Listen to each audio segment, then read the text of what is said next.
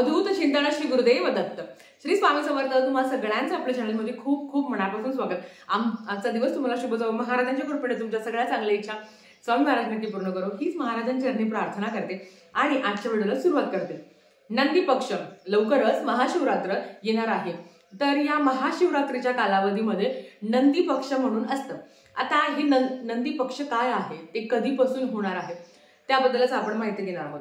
जसं पितृपक्ष असतं त्याच पद्धतीने नंदी पक्ष असतं, जे महाशिवरात्रीच्या आधी 7 दिवस, महाशिवरात्रीच्या नंतर 7 दिवस आणि महाशिवरात्रीचा दिवस असा संपूर्ण 15 दिवसाचा कालावधी असतो. आता आपल्याला ही सेवा कधी करायची आहे, संपूर्ण 15 दिवसाची सेवा असणार आहे. आपल्याला 19 फेब्रुवारीला सेवेला सुरुवात करायची असते. त्याच्या 8व्या दिवशी महाशिवरात्री असते आणि नंतरचे सुद्धा 7 दिवस तुम्हाला सेवा करायची आहे. म्हणजेच काय, 19 फेब्रुवारी ते 5 मार्च पर्यंत तुम्हाला ही सेवा करायची आहे. सेवा काय आहे, अगदी सोपी सेवा आहे. भगवान शंकर हे सांब सदाशिव आहे. ते भक्ताच्या एका हाकेला धावून येणारे आहे आणि आपण जी भगवान शंकरांची मनोभावे सेवा करत असतो ते आपल्या मनातल्या इच्छा पूर्ण करतातच. आता ही सेवा काबर करायची, शारीरिक मानसिक कष्ट आहे. नंदी नावाच्या ऋषींनी ह्या नंदी पक्षामध्ये भगवान शंकरांची शिवपंचाक्षरी स्तोत्रमची सेवा केली होती.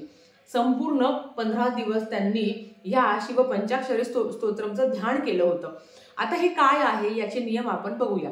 तर सगळ्यात आधी शिवपंचाक्षरी स्तोत्रम.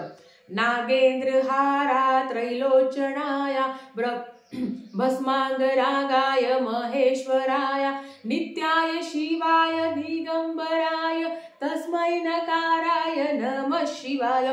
हे आहे शिवपंचाक्षरी स्तोत्रम. आता हे तुम्हाला कुठे मिळेल, तुम्हाला गुगलला मिळेल, युट्यूबला मिळेल. याचं कुठलं पण पुस्तक नाही आहे. तुम्हाला गुगलवरनं सर्च करून तुम्हाला हे पठण करायचं आहे. आता पठण करायचे नियम बघूया. जर तुम्हाला संकल्पयुक्त सेवा करायची असेल, जर तुम्हाला तुमच्या मनोकामना पूर्ण व्हाव्या, मग त्या शारीरिक, मानसिक, आर्थिक, सांसारिक काहीही असेल, तरी पण या 15 दिवसाच्या कालावधीमध्ये आपल्याला शिवपंचाक्षरी स्तोत्रमची जास्तीत जास्त सेवा करायची आहे. भले तुम्ही संकल्पयुक्त करा नका करू, तुम्ही अगदी रोज 1 वेळा, 5 वेळा, 7 वेळा, 11 वेळा, 21 वेळा, जेवढी जास्त तुम्हाला ही सेवा करता येईल तेवढी जास्त तुम्हाला ही सेवा करायची आहे. नंदी नावांच्या ऋषींनी ही सेवा करून भगवान शंकरांना प्रसन्न करून घेतलं होतं, म्हणून आपल्याला ही सेवा करायची असते. आता ही सेवा तुम्ही 11 वेळा करा, 21 वेळा करा, 1 वेळा करा, 5 वेळा करा आणि अगदी तुम्हाला पठण करायला अगदी 2 मिनिटं लागेल. आणि इतकं सुंदर आहे वाचायला की जो व्यक्ती एकदा पठण करेल तो दुसऱ्या दिवशी 2दा नक्की पठण करेल. ज्यांना संकल्पयुक्त ही सेवा करायची आहे त्यांनी फक्त संकल्प करताना यथाकालीन, म्हणजेच काय, एकाच वेळी बसून मी सेवा करेल असं संकल्प करू नका. कारण काय असतं ना, आपण संसारिक माणूस आहोत. बघा, ज्या दिवशी आपण ठरवतो की आज मला लवकर उठून सेवा करायची आहे, त्या दिवशी काही ना काही प्रॉब्लेम होतोच. म्हणून संकल्प करताना यथाकालीन हा शब्द वापरू नका. आता काय होतं ना, आपण कधी कधी आता भगवान शंकरांची सेवा करण्याचा सगळ्यात उत्तम टाइम हा प्रदोष काळ असतो. तर मग तुम्ही ही सेवा सकाळी करा, दुपारी करा, संध्याकाळी करा, तुम्हाला जेव्हा शक्य होईल तेव्हा तुम्ही करावी. आता ही कुठे प्रवास करताना करावी का, नाही. ही सेवा देवघरात बसून, प्रत्येकाच्या घरात भगवान शंकरांची पिंड असेल त्यांच्या समोरच ही तुम्हाला सेवा करायची आहे.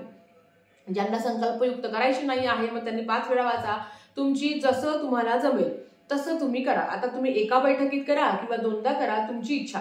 पण संकल्पयुक्त असेल तर तुम्हाला एका बैठकीत ही सगळी सेवा करायची असेल, फक्त ज्यांना भगवान शंकरांची उपासना म्हणून ही सेवा करायची आहे, तर तुम्ही एका बैठकीत नाही केलं का, समजा 2 वेळा तुम्ही सकाळी वाचलं, 3 वेळा तुम्ही संध्याकाळी वाचलं, असंही तुम्ही करू शकता, तुमची इच्छा. आता या सेवेचे नियम काय आहे, तर अर्थात मांसाहार वर्ज्य. तुम्ही संकल्पयुक्त करणार असेल तर तुमचा मांसाहार वर्ज्य, किंवा तुम्ही ह्या कालावधीमध्ये जरी तुम्ही सेवा करणार असेल तरीही तुमचा मांसाहार वर्ज्य असावा. ज्या दिवशी तुम्ही मांसाहार करणार आहात त्या दिवशी कुठलीच सेवा करायची नाही. आणि जर तुम्हाला ही सेवा करायची असेल तर तुम्हाला कंप्लीट मांसाहार वर्ज्य. ब्रह्मचर्याचं पालनही करणं तेवढं महत्वाचं आहे. भगवान शंकरांची तुम्ही सेवा करणार आहात तर तुम्हाला ब्रह्मचर्याचं पालन करावं लागेल. बाकीचं परान्न तुम्ही टाळावं, दुसऱ्याच्या घरचं खाऊ नये. आता काय होतं ना, ह्या कालावधीमध्ये ताई मला गावाला जायचं आहे, मग काय करायचं, मग तुम्ही गावाला गेल्यावर जर तुमची संकल्पयुक्त सेवा असेल तर त्या गावाच्या मंदिरात, भगवान शंकरांच्या मंदिरात जाऊन तुम्ही ही सेवा करू शकता. या पद्धतीने सुद्धा चालेल, पण त्यांच्या घरात ती सेवा करू नका, कारण अर्थात ते दुसऱ्यांचं घर आहे ना, मग तिथे नाही, तुम्ही मंदिरात जाऊन सेवा करू शकता.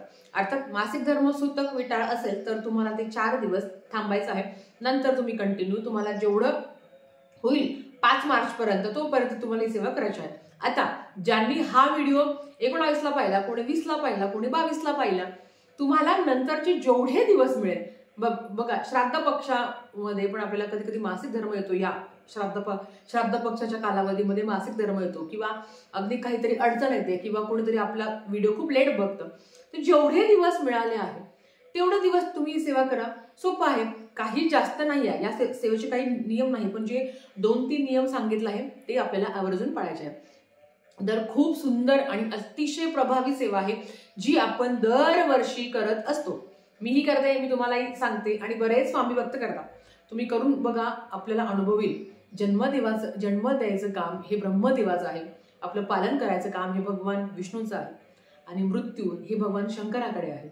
म्हणून भगवान शंकरांची उपासना करणं आपल्याला तर महत्वाचं आहे, पण आपल्या शारीरिक मानसिक काही अडचणी असेल आणि खरं जर तुम्ही जर त्रस्त असाल, तुम्हाला जर त्यातून मार्ग काढायचा असेल, मग ते पैशा संदर्भात असो किंवा कुठले पण, मानसिक स्थिती चांगली नाही आहे, तर ही भगवान शंकरांची उपासना तुम्हाला खूप मदत करेल. आणि शिव पंचाक्षरी स्तोत्रम इतकं सुंदर आहे की बऱ्याच लोकांची ती रिंगटोन आहे. तुम्ही घरात जरी ते पठण केलं तर तुम्हाला खूप छान वाटेल ऐकायला, की किती सुंदर आहे. म्हणून जेवढं जास्त वेळा होईल तेवढं जास्त वेळा तुम्ही ही सेवा करा, नक्कीच तुम्हाला अनुभव येईल.